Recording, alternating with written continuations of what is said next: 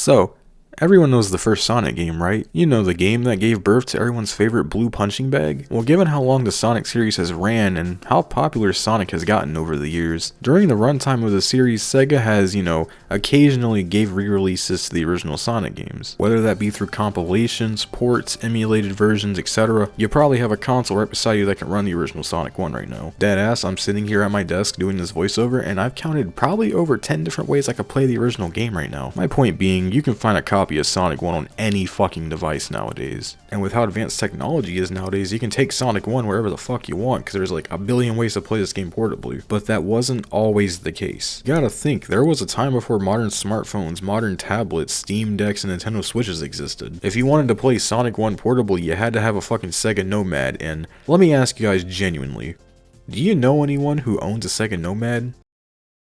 Yeah, that's what I thought. Anyways, it wouldn't be until about the mid-2000s where we would finally get an official re-release of Sonic 1 on a handheld. Unless there's some obscure version of Sonic 1 handheld that I don't fucking know about. And when I mean Sonic 1 handheld, I mean the Genesis version, not some shitty D-make that was put on a fucking flip phone back in the 2000s. I think I've talked long enough. Let's talk about the time Sonic 1 got ported to the Game Boy Advance. Alright, here we go. Green Hill Zone on the Game Boy Advance, and why does he take up half the fucking screen, dog? Like, I get it, it's a Game Boy Advance, the screen is not that fucking big. But like, I don't think Sonic Advance had a screen crunch issue this fucking bad, Jesus. And you're probably looking at the gameplay and wondering, what the fuck is wrong with it? Is your computer a piece of shit that can't emulate a Game Boy Advance game? Or maybe my recording software just fucking sucks, right? Well, not exactly. You see, Sonic Genesis has a wonderful problem of horrible frame rates.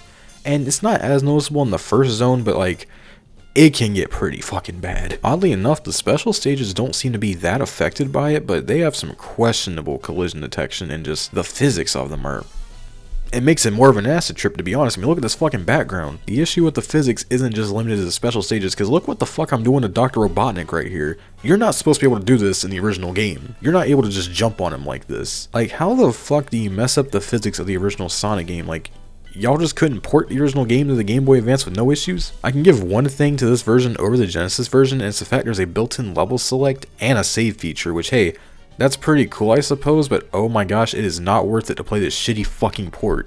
And I'm not gonna lie, when I got to Marble Zone, it became so much more clear how shitty this fucking port was, because the screen crunch makes platforming fucking terrible, and the physics just make it so hard to do good platforming because it's so stop and go, and it's like you have no fucking flow.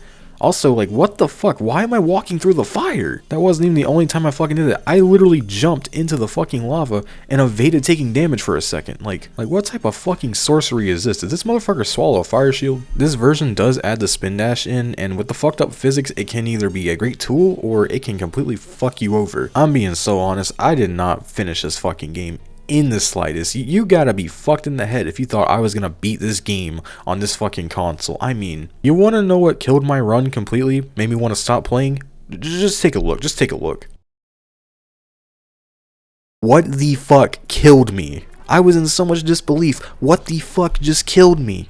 Apparently in the world of Sonic the Hedgehog, the Game Boy Advance is less powerful than the Sega Genesis, which, that's complete bullshit by the way, everyone should fucking know that. And if you're someone out there who's defending Sega over this, saying that the Game Boy Advance was not powerful enough to run Sonic 1, I would like to direct your attention to this right here.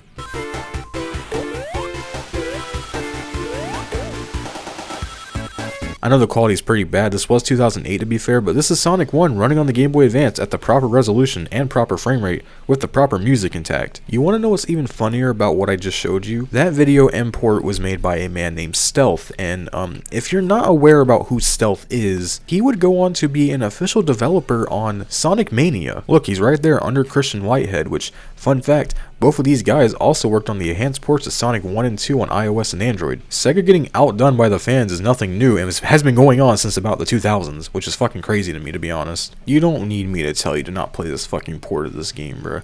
If you want to play this game on a handheld, if you have a fucking Switch or a Switch 2, just buy Sonic fucking Origins. I know the community has a weird vendetta against Sonic Origins, but that collection's fine. Or fuck it, if you have a Steam Deck or like an AYN Thor, just fucking emulate it. It doesn't matter. Just don't play the Game Boy Advance version. It sucks. I'm fucking exhausted, man. Fuck this game and fuck this port, bruh.